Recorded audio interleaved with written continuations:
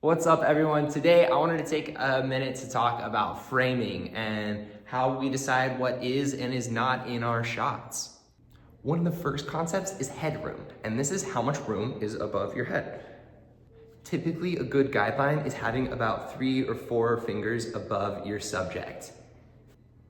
If there's too much room, or you're cutting off the top of your person's head, it looks kind of funky.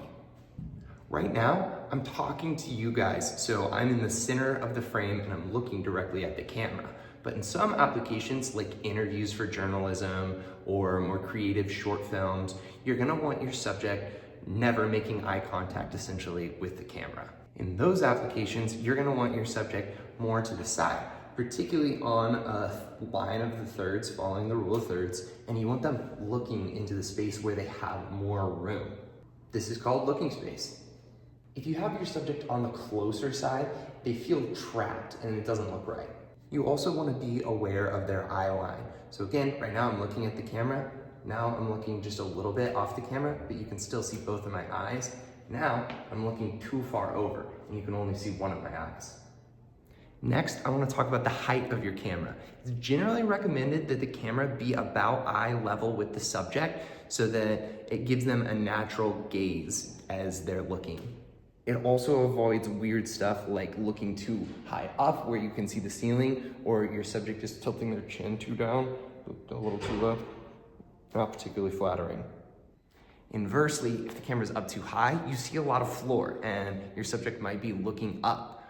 Next, I want to talk about some of the most common shot sizes. So these are going to have names. This is a full shot and it shows your subject from head to toe. Be careful not to cut off their feet at the ankles because that looks awkward. This is a medium shot, which is basically from the waist up. A variation on the medium shot is what we call a cowboy shot. So it's very similar, but you're starting to get some of the legs and it leaves room so that you have the subject's hands in your shot as well. And we call it a cowboy shot because it was when you had the old westerns and the cowboys had the guns on the belt, so you'd be able to see them as they needed to draw.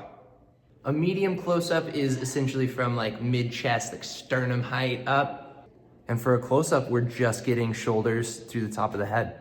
A wide shot is more about the space. So here we have the width of the hall, and we're not so concerned about how tall I am as much as we are about getting the actual space. Another super common wide shot is one that doesn't really need to have a person in it, and that's called an establishing shot. So it's a wide shot of a space that establishes where something is happening. So if I hop out of frame, we can tell this is happening at a school.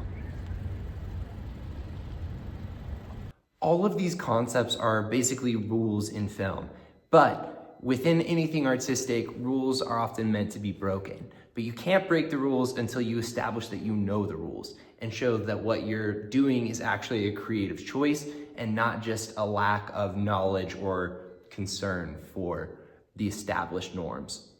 All right, those are some of the most basic things that I want to make sure every single one of you knows about framing when you're out there producing any kind of video.